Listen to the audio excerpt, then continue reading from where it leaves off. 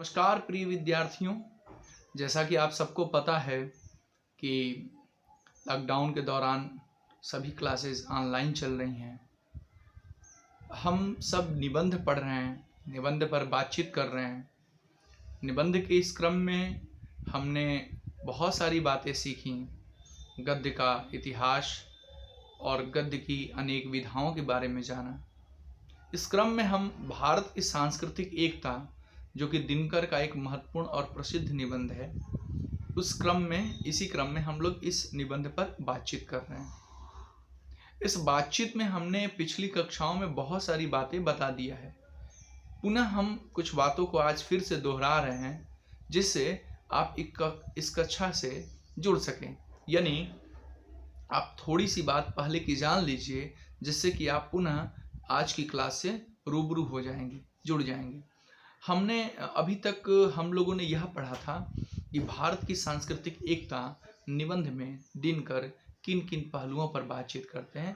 इस दौरान हमने सबसे पहली बात कहा था पहली ही क्लास में कि निबंध या किसी भी विधा को खोलने का एक टूल्स होता है, और वो टूल्स होता है हमारा शब्द, वो टूल्स होता है हमारी अपनी कुशाग्र बुद्धि।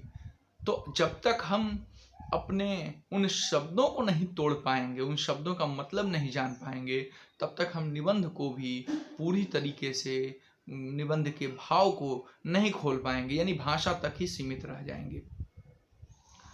तो भारत की सांस्कृतिक एकता में हमने बताया था भारत यानी भारत भूमि का विस्तार कहाँ है, पूरब में कैसे अरुणाचल की तरफ, पश्चिम में कैसे पूरा का पूरा गुजरात और राजस्थान का हिस्सा फैला हुआ है, उत्तर में हिमालय और जम्मू की इतनी बड़ी श्रृंखला देखने को मिलती है, तो दक्षिण में कुमारी अंतरीप यानी तमिलनाडु का हिस्सा जो कि हिंद महासागर से सटते हुए दिखता है। तो ये रही भारत भूमि का विस्तार। अब इसी क्रम में हमने यह भी पढ़ा था कि एकता यानी कैसी एकता, तो दिनकर स्वयं अपने निबंध में लिखते हैं विविधता की एकता।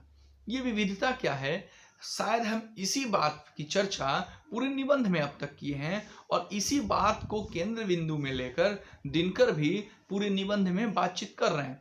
यह विविधता भाषाई विविधता है, यह विविधता रहन सहन की विविधता है, यह विविधता संस्कृति की उन पहलुओं की विविधता है। यह विविधता कोई एक नहीं बल्कि खान पान, वेशभूषा, जीवन पद्धति, आचार विचार, ऐसे तमाम पद्धतियाँ, ऐसे तमाम जीवन के पहलू जो हम में और आप में, यानी एक प्रदेश से, यानी एक जलवायु प्रदेश से दूसरे जलवायु प्रदेश में भिन्न हैं, किंतु हम फिर भी एक हैं। हम निबंध में इसी बात की चर्चा पूरे निबंध के दौरान कर रहे थे। निबंध में दिनकर ने एक एक पहलुओं को खोला है विस्तार से। जैसे शुरू में वो बताते हैं कि कैसे विंध्य पर्वत जो है वो एक दूसरे को अलग करता है, उत्तर से दक्षिण को। उसी तरह कृष्णा नदी का वो उदाहरण देकर कहते हैं कि कैसे उत्तर से दक्षिण, यानी दक्षिण में भी उत्तर और दक्षिण का मामला कृष्णा नदी को लेकर होता है। वैसे ही वो कुमारी अंतरीप को भी मुख्य बिंदु मानकर चलते हैं। वैसे ही वो बहुत सारी बातों को, छोटी छोटी चीज़ों को, दक्कन को, पठार को भी अपने निबंध में ही बताते हैं। उनका कुल मतलब है, कुल सार है, कहने का मतलब वह छोटी से छोटी बातों को भी निबंध में लेकर आते हैं और बताते हैं कि कैसे भारत विविध प्रदेशों में बटा हुआ है, लेकिन फिर भी वो एक है। चूँकि हम लोगों ने मैं आपको पैराग्राफ से पढ़ाता हूँ और पैराग्राफ से याद दिलाता हूँ कोई बात, वह इसका कारण यह है जिससे आप जब किताब खोलें तो आसानी से आप अपना पैराग्राफ गिन के उस पैराग्राफ तक पहुँच लें। तो हम अभी छठे पैराग्राफ को पढ़ चुके थे और सातवें की तरफ बढ़ रहे थे, लेकिन हम छठे को थोड़ा सा पुनः पढ़ाएंगे जिससे कि सुचारू हो सके, जिससे कि मैंने कहा ही जुड़ सके अगली क्लास से इस क्लास का मामला, यानी एकाग्रता बन सके। तो छठे क्लास में जो बातचीत हुई थी, आप सब अपनी बुक खोल लें, किताब खोल लें। मैं भी इस क्रम में अपनी किताब खोल रहा हूँ और ये आपके सामने है, और आप किताब खोल लें जिससे कि सुगमता होगी देखने में, समझने में। तो मैं छठा पैराग्राफ शुरू कर रहा हूँ अगर मेरे गिनने में भूल चूक हो तो आप उसे पुनः मिला लीजिए। मैं पैराग्राफ का पहला शब्द शुरू कर रहा हूँ। यह तो हुई भारत की विविधता की कहानी। क्योंकि इस पैराग्राफ को मैं पढ़ा चुका हूँ तो हल्के से मैं पढ़ा के थोड़ा सा समझाऊंगा, जिससे अगले यानी दिनकर बहुत सारी बातों पे बातचीत करते हुए अब भाषा की विविधता पे बात करते हैं और कहते हैं कि यह तो हुई भारत की विविधता की कहानी। अब जरा यह देखने की कोशिश करनी चाहिए कि इस विविधता के भीतरी एकता कहाँ तक छिपी हुई है। सबसे विचित्र बात तो यह है कि यद्यपि हम अनेक भाषाएं बोलते हैं, जिसमें 14 भाषाएं तो ऐसी हैं जिन्हें भारत सरकार ने स्वीकृति दे रखी है। ये भाषाएं हैं हिंदी, उर्दू, बांग्ला, मराठी, गुजराती, तमिल, तेलुगु, मलयालम, कन्नड़, उड़िया, पंजाबी, कश्मीरी और संस्कृत। ये 14 भाषाएं उस समय 8वीं अनुसूची में शामिल थी। मैं आपको बताना चाहूँगा कि बाद में और 8वीं अनुसूची में भाषाएं शामिल होकर इस समय भारत के संविधान में यानी 8वीं अनुसूची में कुल 22 भाषाओं का उल्लेख है। जो 14 भाषाएं आपकी पुस्तक में लिखी गई हैं उनके बाद क्रमशः बोडो, डोंगरी, संथाली और मैथिली, ये 4 भाषाएं 92 कॉन्स्टिट्यूशनल अमेंडमेंट यानी 92 संविधान संशोधन द्वारा इन 4 को जोड़ा गया। उसके पहले कोंकणी और मणिपुरी, और उसके बहुत पहले जो है वो नेपाली और सिंधी, ये क्रमशः ये 8 भाषाएं जोड़कर 22 भाषाएं बनी। तो आगे इस क्रम में बात करते हैं। किंतु भिन्न भिन्न भाषाओं के भीतर बहने वाली हमारी भावना धारा एक है। मतलब कि भाषा अलग है, भाव अलग नहीं है। भाव तो वही है मानव कल्याण का, भाव तो वही है परम कल्याण की, परोपकार की, मनुष्यता के पक्ष में लिखने की, मनुष्यता के पक्ष में बात करने की। यानी भाव अलग कहीं नहीं है, भाषा अलग है और मनुष्यता की पक्षधरता की भाषा है।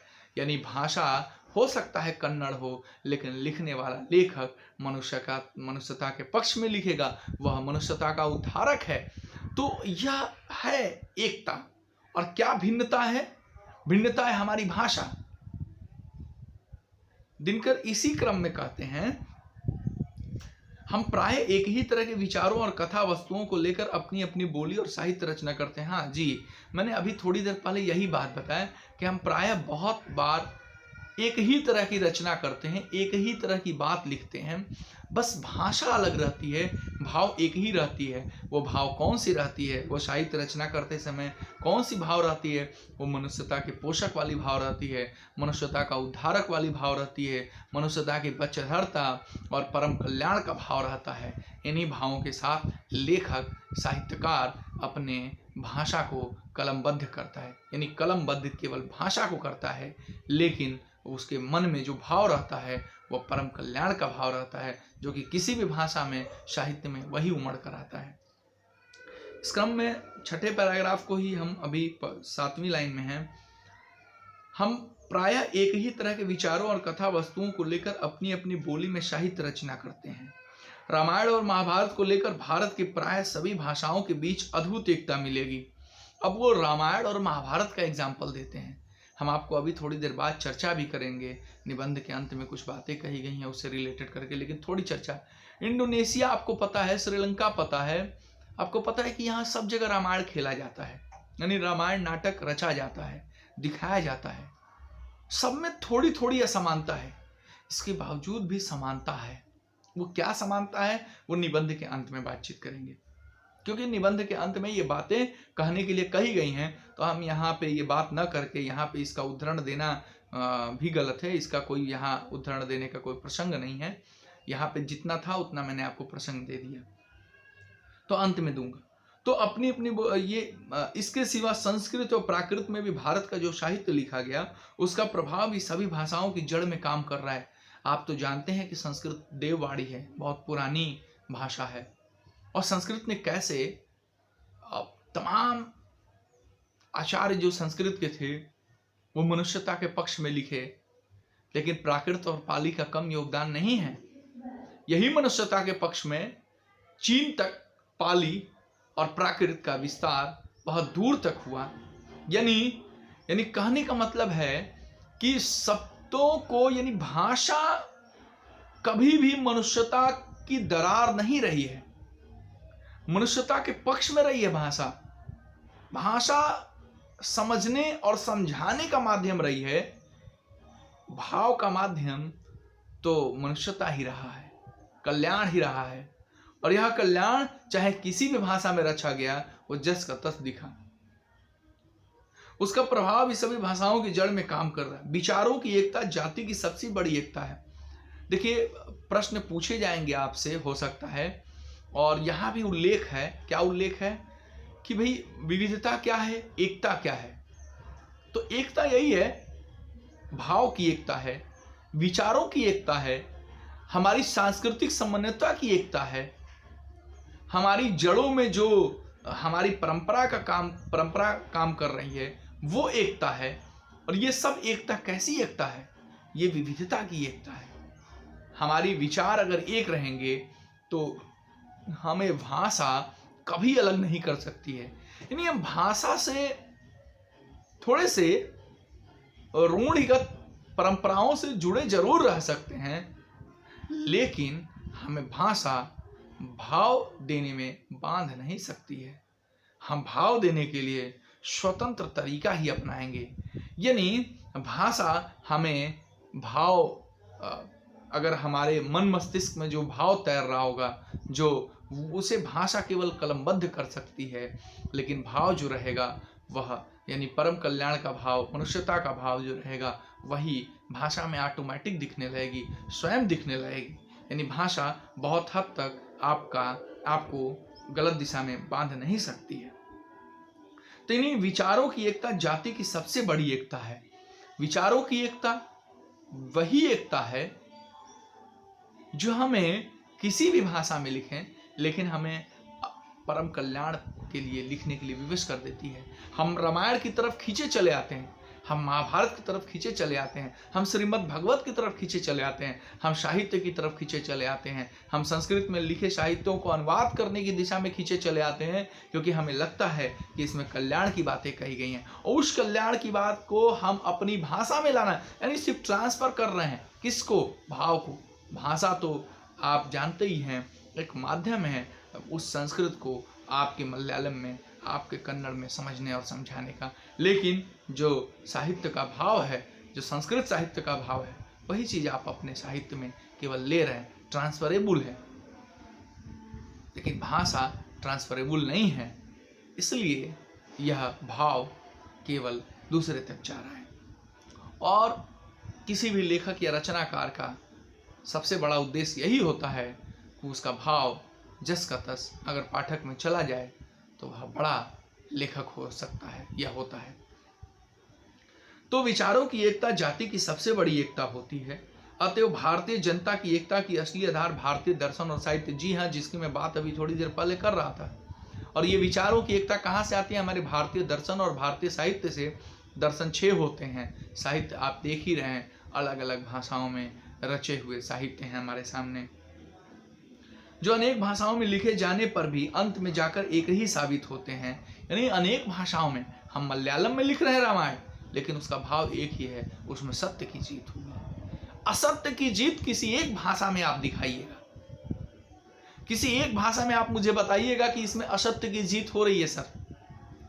किसी एक भी साहित्य की भाषा में, किसी एक भी साहित्य में, किसी भी भाषा के साहित्य में यह नहीं लिखा गया होगा कि असत्य की जीत होती है, हमें झूठ बोलना चाहिए, हमें घृणा करना चाहिए, हमें ईर्ष्या करना चाहिए, हमें लोभ करना चाहिए, हमें चोरी करनी चाहिए। ऐसा किसी भी दुनिया के साहित्य में, किसी भी भाषा में लिखा नहीं गया है। यानी सारी यानी कि सब कुछ के बावजूद हमारे भारतीय और दर्शन और साहित्य जो हैं, उनकी विशेषता है कि सब जाकर एक ही साबित होते हैं। वह एक क्या है कि भाषा अलग हो सकती है, विचार अंत में एक ही होगा, वो है परम कल्याण का विचार।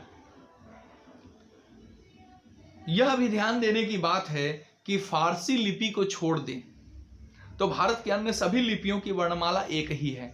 यानी हमने अभी थोड़ी देर पहले बताया था कि फारसी लिपि को छोड़ दे, फारसी एक अन्य लिपि है, अन्य तरीके से लिखी जाती है। बाकी आप जानते हैं कि सारी की सारी भाषाएं, जिसमें आपको पता ही है कि कितनी भाषाएं हैं, यानी आपको पता होनी चाहिए तेलुगु, तमिल, तेलुगु, आपको पता होनी चाहिए कि सभी भाषाएं जो हैं वो लगभग 1650 से ज़्यादा मातृभाषाएं बोली जाती हैं, और ये मातृभाषाएं 1650 से ज़्यादा बोली जाती हैं, और इसके बावजूद 22 राजभाषाओं को मान्यता दी गई हैं। आपको यह भी पता होना चाहिए कि लगभग यानी देवनागरी लिपि जो है वह मराठी, हिंदी, बांग्ला, तेलुगु और मलयालम, कन्नड़, गुजराती, इन सभी भाषाओं की जो लिपि है वो देवनागरी है। यानी देवनागरी यानी लिखते भी हैं वो नीचे कि यद्यपि भारत की लिपियां एक ही जैसी लिखी जाती है, जैसे हम क ख ग आदि अक्षर पढ़ते हैं, वैसे ही यह अक्षर भारत की अन्य लिपियों में पढ़े जाते हैं। भारत की अन्य लिपियां आप जानते हैं, चाहे वो रोमन हो, चाहे वो कंजी लिपि हो, आप चीन की और सब कुछ जानते हैं, लेकिन देवनागरी की यहाँ ये बात कर रहे हैं कि देवनागरी जो है भारत के अन्य लिपियों में पढ़े जाते हैं, यद्यपि उनके लिखने का ढंग और है, वो लिखे और जाते हैं, लेकिन पढ़ने का ढंग एक ही जैसा है। वो मराठी, हिंदी, बांग्ला, तेलुगु, मलयालम, कन्नड़, गुजराती, इन सभी की लिपियां क्या हैं? देवनागरी हैं। और ये हमारी विशेषता है, ये हमारी एकता है। यानी हम थोड़ा सा अलग जरूर इस लिपियों को बोलते हैं, लेकिन ये है क्या? ये लिपियों के मामले में एक ही है, और इसीलिए हम इनके लिखने का ढंग और है, लेकिन पढ़ने का ढंग एक ही जैसा है। हम 8वें पैराग्राफ की तरफ बढ़ रहे हैं और आप सब अपने 7वें पैराग्राफ की तरफ बढ़ रहे हैं, और आप अपने अपने बुक को खोल के तुरंत मिलाइए। हमारी एकता का दूसरा प्रमाण यह है कि उत्तर या दक्षिण, चाहे जहां भी जाएं, आपको जगह जगह पर एक ही संस्कृति के मंदिर दिखाई देंगे। एक तरह की आदमियों से मुलाकात होगी जो चंदन लगाते हैं, पूजा करते हैं, तीर्थ व्रत में विश्वास करते हैं, और जो नई रोशनी को अपना लेने के कारण इन बातों को कुछ शंका की दृष्टि से देखते हैं। उत्तर भारत का जो स्वभाव है, जीवन को देखने की जो उनकी दृष्टि है, वही स्वभाव और वही दृष्टि दक्षिण वालों की भी है। दिनकर कहते हैं कि भाषा के बाद अब हम मंदिर संस्कृति पे आते हैं, और दिनकर साफ शब्दों में कहते हैं, क्या कहते हैं कि हमारी एकता के और भी प्रमाण हैं। और कौन कौन से प्रमाण हैं? कि उत्तर या दक्षिण चाहे जहां भी जाएं, यानी हम चाहे चोल, चेर, राष्ट्रकूट साम्राज्य को देखें, यानी तमिलनाडु के पास जाके देखें, केरल के पास जाके देखें, और चाहे अपने उत्तर प्रदेश, बिहार, पश्चिम बंगाल, इधर के इलाकों में देखें, तो सब जगह मंदिर की संस्कृति एक ही जैसी दिखाई देती है। ईश्वर अलग अलग हो सकते हैं, मैंने अभी कहा कि भाषा अलग हो सकती है, भाव अलग नहीं। ईश्वर अलग है मंदिरों में, लेकिन कोई क्या मन्नत कुछ और मांगता है, क्या व्रत साधना और पद्धति का तरीका अलग है। सबके लिए व्रत का मतलब एक ही होता है, अपने आप को उपवास रखना। और लिखते भी है नीचे, जो चंदन लगाते हैं, पूजा करते हैं, तीर्थ व्रत में विश्वास करते हैं, ये सब जगह एक ही जैसे आदमी मिलेंगे। जो टीका लगाते हैं, रोरी करते हैं, चंदन करते हैं, तीर्थ करते हैं, व्रत करते हैं, और अपनी अपनी, हमारे यहाँ 4 धाम की यात्रा है, तो किसी के यहाँ मक्का और मदीना है। बस भाव एक है, वो है भाव कल्याण का। लेकिन भाषा हमें अलग कर रही है। लेकिन भाषा कितनी अलग करेगी अगर हमारे भाव एक है तो, विचार एक है तो कहते हैं कि जो नई रोशनी का अपना लेने का, इन बातों को विज्ञान आने की वजह से कुछ शंका की दृष्टि से भी देखा जाने लगा, लेकिन उससे कोई बहुत फर्क नहीं पड़ा। कहते हैं कि उत्तर भारत के लोगों का जो स्वभाव है, जीवन को देखने की जो उनकी दृष्टि है, वह स्वभाव और दृष्टि दक्षिण वालों की भी है। यानी उत्तर भारत का बैठा व्यक्ति और दक्षिण भारत में बैठा व्यक्ति एक ही स्वभाव का है। दोनों के देखने के तौर तरीके अलग हो सकते हैं, दोनों की दृष्टि अलग हो सकती है, भाव एक है, वो भाव वही है। भाषा की दीवार टूटते ही, जैसे ही उत्तर का व्यक्ति और दक्षिण का व्यक्ति, हम और आप असमिया बोलते हैं, आप और भाषाएं बोलते हैं, और मैं हिंदी प्रदेश का हूँ तो हिंदी बोलता हूँ, लेकिन जैसे ही मैं आपकी भाषा को समझूंगा, या आप मेरी भाषा को समझेंगे तो तुरंत एक होकर थोड़ी और खुल के बातचीत करना चालू कर देते हैं, शुरू कर देते हैं, क्योंकि हमें आनंद आने लगता है। हमें लगता है कि अरे ये तो अपने ही जैसा व्यक्ति है। ऐसा कुछ नहीं, हम तो इसे बहुत थोड़ा गलत समझ रहे थे। यह शंका की दृष्टि जो है वो तभी तक रहती है जब तक कि भाषा की दीवार रहती है। यानी भाषा की दीवार टूटते ही हमारी शंका की दृष्टि भी टूट जाती है, और टूटते ही क्या होता है, कोई भेद नहीं रह जाता है और वे आपस में एक दूसरे के बहुत करीब आ जाते हैं। असल में भाषा की दीवार के आर पार बैठे हुए वे एक ही हैं। यही मैं अभी कह रहा था आपसे, भाषा की इस पार उस पार एक ही हैं। बस भाषा एक दीवार का काम करती है जिससे हमें हमेशा हर व्यक्ति पे शंका रहता है। वे धर्म के अनुयायी और संस्कृति की एक विरासत के भागीदार हैं। उन्होंने देश की आज़ादी के लिए एक होकर लड़ाई लड़ी। आज उसकी पार्लियामेंट और शासन विधान भी एक है। ऐसा नहीं कि मुसलमानों ने इस देश के लिए नहीं लड़ा, ऐसा नहीं कि ईसाइयों और पादरियों ने इस देश के लिए नहीं लड़ा। इस देश के जो एक ही विचार के थे, उन सब ने इस देश की आज़ादी चाही, और देश की आज़ादी के लिए हम सब एक होकर इस विविधता में एकता की भावना रखकर अपने देश की आज़ादी की लड़ाई लड़े। और इस सब का मिसाल है हमारा स्वतंत्र भारत। तो आगे कहते हैं 8वें पैराग्राफ में, और जो बात हिंदुओं के बारे में कही जा रही है, बार बार कुछ बात हिंदुओं के बारे में कही जाती है, आज भी कही जाती है, तब भी कही जाती थी।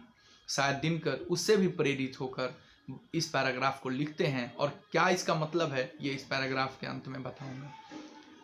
और जो बात हिंदुओं के बारे में कही जा रही है वही बहुत दूर तक मुसलमानों के बारे में भी कही जा सकती है। देश के सभी कोनों में बसने वाले मुसलमानों के भीतर जहां एक धर्म को लेकर एक तरह की आपसी एकता है, वहां वे संस्कृति की दृष्टि से हिंदुओं के भी बहुत करीब हैं, क्योंकि ज़्यादा मुसलमान तो ऐसे ही हैं जिनके पूर्वज हिंदू थे और जो इस्लाम धर्म में जाने के समय अपनी हिंदू आदतों को अपने साथ ले गए। यानी इस बात कहने का सीधा दिनकर का मतलब है कि उस दौर में, यानी यह तो आप जानते ही हैं, इसमें बताने जैसी कुछ बात नहीं है, कि जब अंग्रेज यह जान गए कि मुझे जाना है, तो उन्होंने भारत को कैसे खंड खंड किया जाए, कैसे भारत को आपसी मतभेदों में ही उलझा दिया जाए, उन्होंने यह रणनीति बनाई और वो उसमें सफल हुए। इसका उदाहरण, उसका जो बनावट है वो आज तक दिखता है। और धर्मों का बंटवारा, भाषाओं का बंटवारा तो था है ही, धर्मों का बंटवारा उस समय से, यानी हिंदू मुस्लिम धर्म बंटवारा जो कि एक साथ होकर लड़ रहे थे, वो अंत में जाते जाते एक कड़ी थी जो टूट ही गई, और हिंदू मुस्लिम। तो इस बात को दिनकर आज़ादी के बाद भी उनके जहन में है, और लिखते हैं और कहते हैं कि जो बात हिंदुओं के बारे में कही जा रही है, हिंदुओं के बारे में बहुत सारी बातें कही जाती हैं, वही बहुत दूर तक मुसलमानों के बारे में भी, यानी कहने वाले तो जितनी बुराई आपके सामने करेंगे उतनी ही आपके पीछे आपकी भी बुराई करेंगे। यानी वो आपकी बुराई भी करते हैं, और जिनसे वो आपकी बुराई कर रहे हैं उनसे भी उनकी बुराई करेंगे। यानी बुराई करने वालों का काम ही है बुराई करना। वो कहते हैं कि देश के सभी कोनों में बसने वाले मुसलमानों के भीतर जहाँ एक धर्म को लेकर एक तरह की आपसी एकता है, यानी मुसलमानों के भीतर जो एक आपसी एकता दिखती है, क्योंकि उसमें ज़्यादा मुसलमान तो ऐसे हैं जिनके पूर्वज हिंदू थे।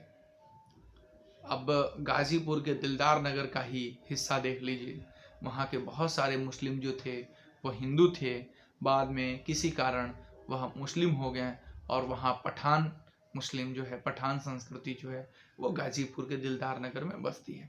इसी तरह के कई एक इलाके हैं जो पहले हिंदू थे और बाद में उनके पूर्वजों के कारण वो मुस्लिम हो गए। तो दिनकर इस बात की ओर इशारा करते हैं, आज़ादी के बाद भी कहीं कहीं दबाव देकर हिंदू मुस्लिम और मुस्लिम हिंदू बना। इस तरह से तमाम संस्कृतियों का इधर उधर सम्मिश्रण हुआ, सम्मिश्रण भी इसे कह सकते हैं। इसमें यह है कि जो दिनकर सीधे सीधे कहना चाहते हैं वो ये कि वहाँ वे संस्कृति की दृष्टि से हिंदुओं के भी बहुत करीब हैं। यानी मुसलमान होते हुए उनका रहन सहन, चाल ढाल, खान पान बहुत हद तक हिंदुओं के करीब हैं। और जो इस्लाम धर्म में जाने के समय अपनी हिंदू आदतें अपने साथ ले गए, यानी इस्लाम धर्म में जरूर गए लेकिन उनकी पूजा पद्धति, उनका रहन सहन, उनका चाल ढाल, और इस बात को वो अगले पैराग्राफ में बहुत ज़्यादा विश्लेषित करके बताते हैं। वहाँ आप समझ जाएंगे कि कैसे कोई व्यक्ति अगर यूरोप भी चला जाए तो वह बढ़िया टाई कोट पहनने के बाद भी वह पता चल जाएगा कि ही इज़ ए इंडियन, यानी यह भारतीय है। यह बात साफ तौर पे देखकर कही जा सकती है। यूरोप में जाने के बावजूद भी, यूरोपियन ड्रेसअप सेंस होने के बावजूद भी। उसी तरह आपने धर्म बदला लेकिन अपनी आदतें तो जस की तस थी, आदतें थोड़ी ना बदला। यही एकता है आपकी। और इस लंबी संगति के फलस्वरूप उनके बीच संस्कृति और तहज़ब की बहुत सी समान बातें पैदा हो गई। और वह समान बातें क्या पैदा हुई? वो गंगा जमनी तहजीब जो आप जानते ही हैं, वो संस्कृति पैदा हुई, या तमाम ऐसी संस्कृति पैदा होगी जो विचारों की एकता रखती है। यानी इस सीधे सीधे तौर पे अगर हम कहेंगे तो वो एकता ये थी, जैसे हिंदू जो मुसलमान बने या मुसलमान जो है वो हिंदू बने, या यहाँ पे तो अभी सबसे बड़ा है कि हिंदू मुस्लिम धर्म अलग ज़रूर है लेकिन वो हमारी सोच, हमारी गंगा जमनी तहजीब के कारण वो एक है। वो एक ऐसे है कि हम सब संस्कृति के हम सब उस चलने वाली, मतलब गंगा जमनी तहजीब की संस्कृति लेकर चलने वाली उस संस्कृति के वाहक हैं जो बहुत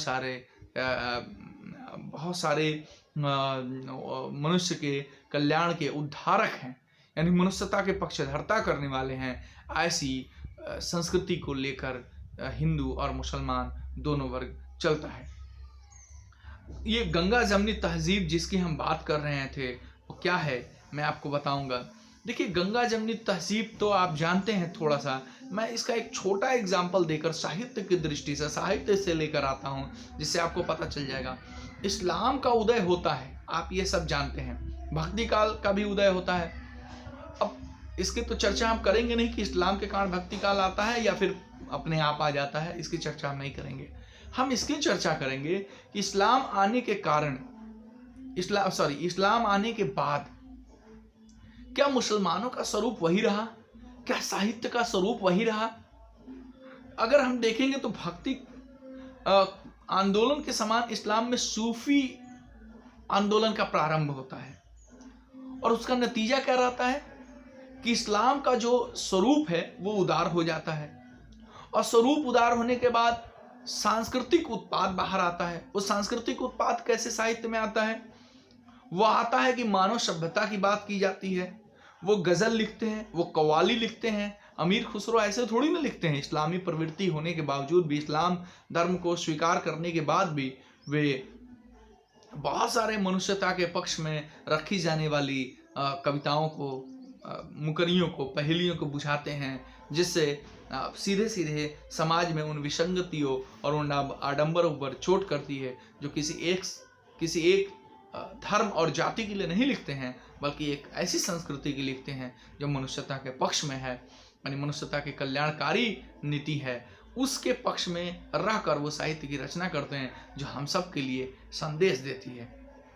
यानी कई प्रकार के आयोजन जो हिंदू और मुसलमान एक साथ करते हैं, हम कई घरों को देखते हैं। इस लॉकडाउन में भी कई घर ऐसे हैं या कई जगह ऐसे हैं जहां हिंदू जो है वो मुसलमानों को खाना खिला रहा है, मुसलमान हिंदुओं को खाना खिला रहे हैं। फिर हम इस सांस्कृतिक एकता को देखने की बजाय हम सांप्रदायिकता वाली एकता जो बढ़ रही है ताकतें, उनको क्यों देखते हैं? तो यही दिनकर जो है वो इस बात को साफ साफ कहते हैं। उस दौरान में जो घटी हुई बातें थी उससे रूबरू करते हुए कहते हैं, और कहते हैं कि लंबे संगति के फलस्वरूप उनके बीच संस्कृति और तहजीब की बहुत सी समान बातें पैदा हो गई जो उन्हें दिनों दिन आपस में नज़दीक लाती जा रही है। यानी कैसे नज़दीक लाती जा रही है वो मैंने अभी बताया कि वो एक समान सब कुछ करते हैं, और वो धीरे धीरे वो मनुष्यता ही है जो हमें एक में बांट दे रही है। हमें चोट लगने पर हम यह नहीं पूछते हैं उठाने वाला हिंदू है कि मुसलमान है। हम सिर्फ यह महसूस करते हैं कि शुक्रिया आपने मुझे उठाया। तो यही चीज़ जो मनुष्यता के लिए हथियार है, वही हमारी सांस्कृतिक एकता को बढ़ावा दे रही है और बढ़ावा देगी आगे भी। अगली पैराग्राफ में यानी 9वीं पैराग्राफ में हम लोग चल रहे हैं। संसार के हर एक देश पर अगर हम अलग अलग विचार करें तो संसार में आप जानते हैं 200 से ज़्यादा देश हैं, लगभग 250 देश, और सब पे अलग अलग विचार करें तो मैक्सिको, अमेरिका, चीन, भूटान, नेपाल, म्यांमार, श्रीलंका, भारत, इन सब पे विचार करेंगे अभी, तो हमें पता चलेगा कि प्रत्येक देश की एक निजी सांस्कृतिक विशेषता है। जी हाँ, बिल्कुल, जैसे चीन के लोग दिखते हैं वैसे अमेरिका के लोग नहीं, जैसे भारत के लोग दिखते हैं वैसे दक्षिण अफ्रीका के लोग बिल्कुल नहीं। अभी आगे इस बात में शायद कहा गया हो। जो उस देश के प्रत्येक निवासी की चाल ढाल, बातचीत, रहन सहन, खान पान और तौर तरीके तथा आदतों से टपकती है। बिल्कुल सही बात है। जैसे जिस खाने को हम खाते हैं उसी खाने को चीन में रहने वाला व्यक्ति नहीं खा सकता है, या फिर रूस में रहने वाला व्यक्ति नहीं खा सकता है, या दक्षिण अफ्रीका में रहने वाला व्यक्ति नहीं खा सकता है, क्योंकि वहां की जलवायु एक नहीं है, क्योंकि वहां दोनों की जलवायु भिन्न भिन्न है। एक जैसे कपड़े नहीं पहन सकते हैं। किसी ठंडे प्रदेश में रहने वाला व्यक्ति किसी गर्म प्रदेश में रहने वाले व्यक्ति के समान कपड़ा नहीं पहन सकता है। भाषा अलग हो जाती है। चीन से आने वाला आदमी विलायत से आने वालों के बीच नहीं छिप सकता है। अगर चीन से कोई व्यक्ति आया है तो उसकी नाक, चाल ढाल, उसका जो कद काठी है वह किसी अन्य के बीच में खड़े होने पर वह छिप नहीं सकता है। वो तुरंत पकड़ में आ जाएगा कि यह चीन से आया हुआ है। यद्यपि अफ्रीका के लोग भी काले ही होते हैं। इसी क्रम में बताते हैं दिनकर कि अफ्रीका के लोग काले होते हैं। भारत के भी कुछ हिस्सों में लोग थोड़े थोड़े काले यानी सांवले होते हैं, काले होते हैं। लेकिन अगर भारत के लोग के बीच में अगर उस अफ्रीका के व्यक्ति को खड़ा कर दिया जाए तो तुरंत पकड़ में आ जाएगा कि ही इज अफ्रीकन, यानी अफ्रीका का व्यक्ति है। तो यह जो पहचान है वो इस देश की निजी पहचान है। आप छिपाए नहीं छिपा सकते हैं। उस जलवायु के कारण पहचान है, शायद उसके चाल डाल, रहन सहन, उसकी आदतों के कारण वह पहचान है। और इसी क्रम में कहते हैं मगर ये भारतवासियों के बीच नहीं खप सकते हैं। कौन? वो अफ्रीका के व्यक्ति नहीं खप सकते हैं। आगे कहते हैं कि भारतवर्ष में, आगे कहते हैं कि भारतवर्ष में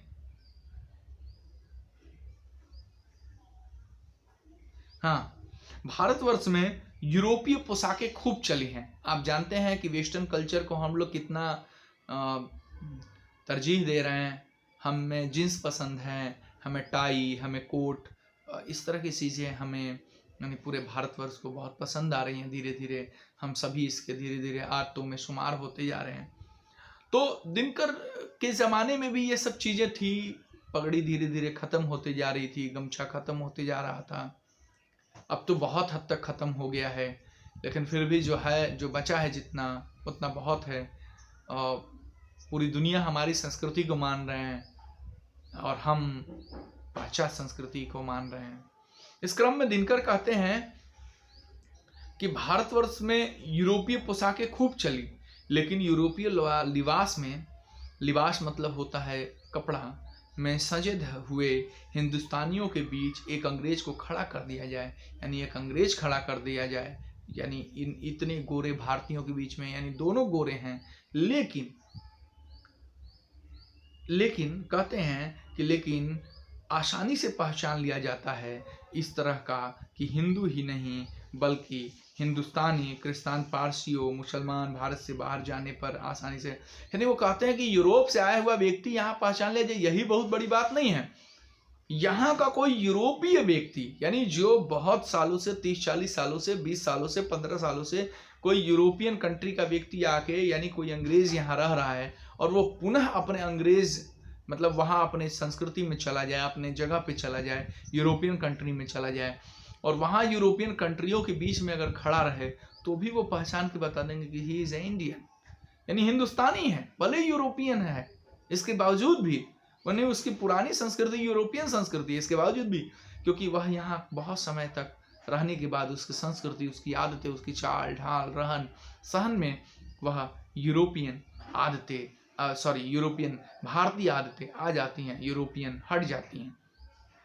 आगे कहते हैं कि वे हिंदुस्तान, इसी तरह से बल्कि मुसलमान भी भारत के बाहर जाने से आसानी से पहचान लिए जाते हैं। यहाँ के मुसलमान, पाकिस्तान के मुसलमान और गल्फ कंट्री के यानी खाड़ी देश के मुसलमान में बिल्कुल अलग अलग है। भिन्नता आ ही जाती है, चाहे वो जितना ही लिबास बदल लें, कपड़े बदल लें, अपने दाढ़ी को अलग रख लें, लेकिन वो पहचान लिए जाते हैं, वो पहचान में आ जाते हैं, क्योंकि हमारे यहाँ की संस्कृति, चाल ढाल, रहन सहन ही उन्हें वहाँ प्रेजेंट करती है।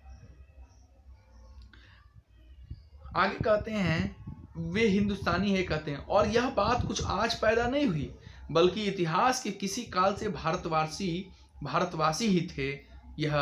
यही वह संस्कृति, एकता या शक्ति है जो भारत को एक रखे हुए है। यानी भारत को एकता का मिसाल, यानी एकता के बुलंदियों पर ले जाने वाली वो कौन सी संस्कृति है?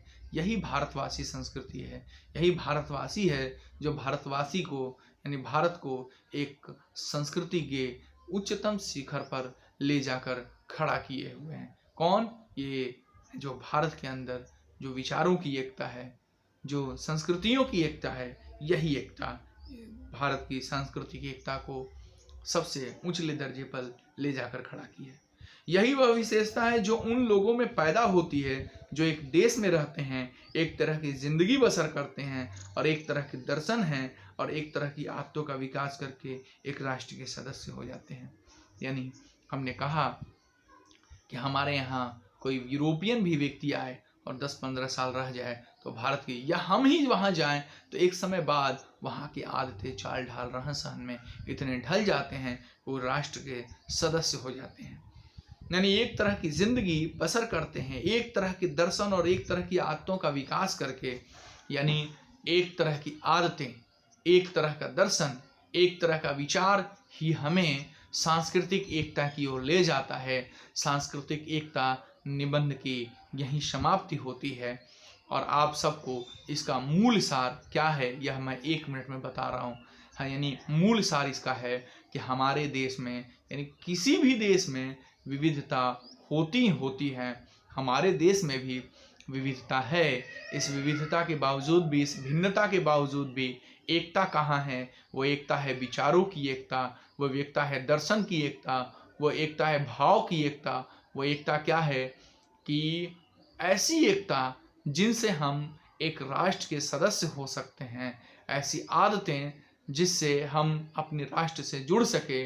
राष्ट्र शब्द बोलते ही जब आपके अंदर वह भाव पनपे कि हम इस देश के निवासी हैं, तो यही राष्ट्रीयता, यानी यही राष्ट्र जो है वो आपको आगे ले जाता है।